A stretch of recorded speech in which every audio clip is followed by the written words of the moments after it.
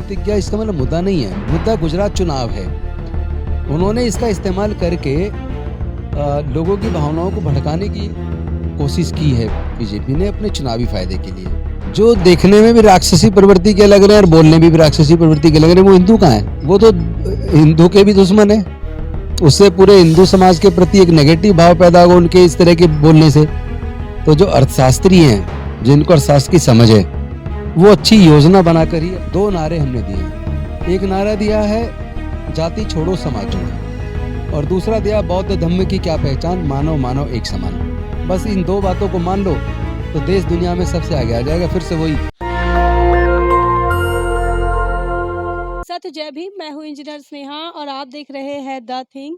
इस वक्त हमारे साथ जो शख्स मौजूद है वो किसी पहचान के मोहताज तो नहीं है, लेकिन मैं आपको बता दूं कि दिल्ली के मंत्री रहे राजेंद्र पाल गौतम जी आज हमारे साथ है। सर बहुत बहुत स्वागत है आपका। जय भीम। जय भीम, नमो बुद्धाय। सर आप लगातार धम्म क्रांति को लेकर काम कर रहे हैं और इस धम्म क्रांति को लेकर जब आप काम कर रहे थे तो उसके बाद फिर गिरफ्तारी, फिर रिहाई और उसके बाद अब आप समाज में निकल रहे हैं।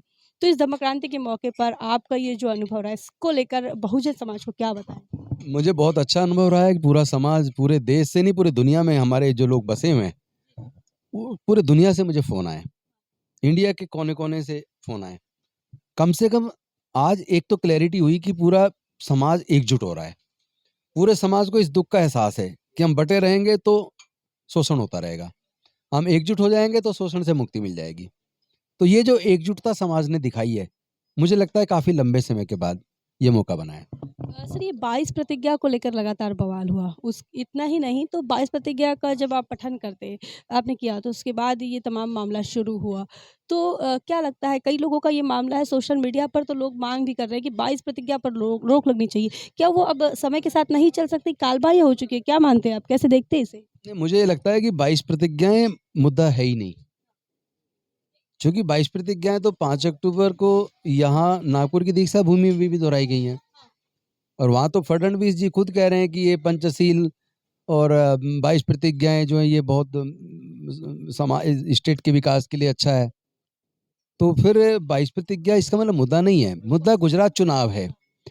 उन्होंने इसका इस्तेमाल करके लोगों की भावनाओं को भड़काने की कोशिश की है बीजेपी ने अपने चुनावी फायदे के लिए। अन्यथा ये मुद्दा कभी नहीं रहा। तो 1956 से भारत के कोने कोने में दीक्षा समारोह अशोक विजयदशमी पर आयोजित होते हैं और वहाँ लाखों करोड़ों लोग इकट्ठे होते हैं और वो 22 प्रतिज्ञाएं दोहराते हैं। और दूसरी बात, जब हिंदू धर्म का व्यक्ति बौद्ध धर्म की दीक्षा लेता है तो वो ये 22 प्रतिज्ञाएं दोहराता है। मैं पहले ये मानता था, अब मैं ये नहीं ये मानूंगा, और ये उसका फंडामेंटल राइट भी है, इसमें किसी को एतराज होना भी नहीं चाहिए। ऐतराज़ तो होना चाहिए ना सर, क्योंकि हिंदू क्यों होना राष्ट्र बन रहा चाहिए? है, राम राज्य की बात हो रही है और ऐसे में आप इस प्रकार की वो बात कौन है करेंगे ये तो बनाने इसलिए वो वाले? दिक्कत वो आ कौन है? वो कौन है? उनका भारत है क्या?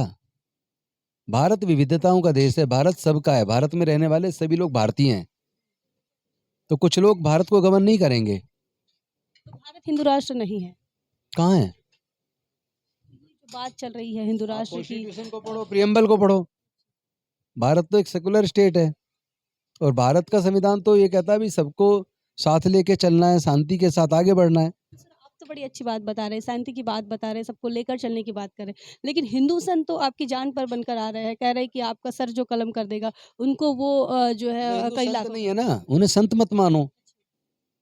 जो देखने में भी राक्षसी प्रवृत्ति के लग रहे हैं और बोलने में भी राक्षसी प्रवृत्ति के लग रहे हैं, वो हिंदू कहाँ है? वो तो हिंदू के भी दुश्मन है। उससे पूरे हिंदू समाज के प्रति एक नेगेटिव भाव पैदा होगा उनके इस तरह के बोलने से। आपकी जान को तो खतरा है। देखो, जान तो एक दिन जानी है सबकी, अजर अमर कोई नहीं है। जो धमकी दे रहे हैं ना वो जिंदे हमेशा के लिए रहेंगे, ना मैं रहूंगा ना कोई और रहेगा। मरना तो सबको एक दिन। ये जय भीम मिशन के को लेकर आप जब काम कर रहे हैं समाज के अंदर और दूसरा एक आपका पॉलिटिकल बैकग्राउंड है, तो आप अपने मिशन के माध्यम से हमेशा कह रहे हैं कि जैसे मैं ब्रह्मा विष्णु महेश को नहीं मानूंगा, लेकिन अभी जो आम आदमी पार्टी के नेता है अरविंद केजरीवाल, उनका बड़ा बयान सामने आया। उनका कहना है कि अर्थव्यवस्था को की सुधार के लिए श्री गणेश और लक्ष्मी जी का तस्वीर जो है वो नोटों पर आना चाहिए। कैसे देखते हैं आप इस स्टेटमेंट? मेरा ये मानना है कि अर्थव्यवस्था तो जो अर्थशास्त्री हैं, जिनको अर्थशास्त्र की समझ है, वो अच्छी योजना बनाकर ही अर्थव्यवस्था सुधार सकते हैं। अगर वो मूर्तियों से सुधर जाती तो भारत दुनिया में सबसे अमीर देश होना चाहिए था। मतलब आप सहमत नहीं हैं? नहीं, मैं तो स्पष्ट बोल रहा हूँ, उसमें घुमाने-फिराने की कोई बात ही नहीं है। भारत का जो राष्ट्रीय चिन्ह है, उसमें सब कुछ समाया हुआ है। वही नोट पे पहले था, वही होना चाहिए। सर एक और बात जैसे कि इस देश के अंदर बहुजन समाज पार्टी है उसके नेशनल कोऑर्डिनेटर आकाश आनंद का एक बयान आया सामने उनका इसी अरविंद केजरीवाल के बयान पर उनका कहना है कि बाबा साहब का फोटो हो जाना चाहिए था। इस पर इसको कैसे इस देखते बार को इस मैं समझता हूँ कि चूँकि बाबा साहब दुनिया के सबसे बड़े अर्थशास्त्रियों में से एक हैं और उन्हीं के रिसर्च पेपर पर the problem of rupee in India net solution उसी के आधार पे तो भारत का रिजर्व बैंक बना है। तो अगर उनका फ़ोटो होता है, तो ये लगेगा कि हमने एक भारत के दुनिया के महानतम अर्थशास्त्रियों में से एक को सम्मान दिया और उससे प्रेरणा लेके उनकी आर्थिक नीति को अगर लागू करें, तो हो सकता है भारत की अर्थव्यवस्था बेहतर हो जाए। बाबा साहब अम्बेडकर के मिशन को लेकर आप काम कर रहे हैं जैसे कि नाम ही जय भीम मिशन है। तो बाबा साहब का जो आंदोलन रहा बुद्धिज़्म की तरफ रहा, भारत बौद्धमय करने को रहा। तो इस आंदोलन को देखते हुए या फिर आप इस कारवां को लेकर निकल पड़े हैं। क्या चुनौतियाँ देख रहे हैं आप अपने सामने? चुनौती एक ही है कि ये जो जातियों में बँटा समाज है, जो जाति की वजह से प्रताड़ित है, वो अपने अंदर फैले जातिवाद को कब खत्म करेगा? उसी को खत्म करना, उसी में लगना है। जातिवाद खत्म हो पाएगा कैसे लग रहा है? क्योंकि अभी तो बीजेपी जो है वो बहुत ज़्यादा मेजॉरिटी में आ रही है और लोग तो पागल हो जा रहे हैं हिंदू राष्ट्र के लिए। तो ऐसे भी ऐसा नहीं है, जातियों को ये आपको कोई गलत कह रहा है कि लोग पागल हो जा रहे हैं। मीडिया तो सब कह रहा है। मुट्ठी भर लोग मीडिया तो वो बीजेपी का प्रवक्ता है। वो मीडिया में तो मीडिया सारी कहाँ खबरें यही चलती हैं। है? वो मीडिया कहाँ है? वो तो बीजेपी के दोस्तों के खरीदे हुए चैनल हैं। वो बीजेपी के लिए प्रचार-प्रसार का काम करते हैं। मैं तो कहता हूँ ऐसे मीडिया चैनलों का बहिष्कार कर देना चाहिए, देखना ही नहीं चाहिए। क्यों देखते हो आप लोग? मत देखो उन्हें। सर अगर हम बुद्धिस्ट बन जाते हैं तो हमको भी जेल के अंदर जाना पड़ेगा। तो फिर ऐसे से ये के किसने कहा कि जैसे कि बुद्धिस्ट बनने पे जेल में जाना पड़ेगा? किसने कहा? इस प्रकार से जिस प्रकार से आप हमारे आइकन मैं हैं। जेल में कहाँ गया हूँ? मैं बाहर हूँ ना। मैं तो कह रहा हूँ करो मुझे अंदर। गिरफ्तार करें तो सही। अगर मैंने कोई कानून को तोड़ा है, तो जल्दी से जल्दी मुझे गिरफ्तार करें। मैंने तो कोई कानून तोड़ा नहीं, मैं तो संविधान को मानने वाला आदमी हूँ, बाबा साहब के संविधान में भरोसा रखता हूँ। मैं तो सभी धर्म की मान्यताओं की आस्था की भी इज़्ज़त करता हूँ। बस मैं सिर्फ़ इतना चाहता हूँ जैसे हम उनकी मान्यता की इज़्ज़त करते हैं, वो भी तो हमारी मान्यता की इज़्ज़त करें। हम मानेंगे कि हम नहीं मानते हैं, इस चीज़ को नहीं मानते, इस चीज़ को मानते हैं। तो इस इसमें पर भी इसमें इस कोई सोच पर भी लगाम लगा रहे इसमें हैं। कुछ असंवैधानिक नहीं है। ये हर व्यक्ति की स्वतंत्रता है और धर्म व्यक्तिगत मामला है। वो किसको मानने का, किसको नहीं मानने का, वो अपने लिए कह रहा है ना, मैं अपने लिए कह रहा हूँ। मैं और किसी को तो नहीं कह रहा कि जो मैं कर रहा हूँ तुम वो करो। मैं तो अपने लिए कह रहा हूँ मैं ये करूँगा और ये नहीं करूँगा। सर इसमें अब किसी को आपत्ति क्यों है? आगे अब जब काम कर रहे हैं, तो अब की धार्मिक मूवमेंट को लेकर ही काम करेंगे कि या राजनीतिक जीवन में रहेंगे? नहीं, राजनीति में मैं भी विधायक तो हूँ। जिस जनता ने दिल्ली में सबसे ज़्यादा परसेंटेज वोट से मुझे जिताया, तो उस जनता के साथ को मैं बीच में कैसे छोड़ दूँ? अभी सवा 2 साल का कार्यकाल बचा है। जनता के लिए काम करूँगा और अपने समाज को के लिए पूरे देश में जाके अपने समाज को जोड़ूँगा। जय भीम मिशन के माध्यम से तमाम देशवासियों को क्या संदेश देंगे आज? मैं मिशन जय भीम के माध्यम से एक ही संदेश देना चाहता हूँ। 2 नारे हमने दिए हैं।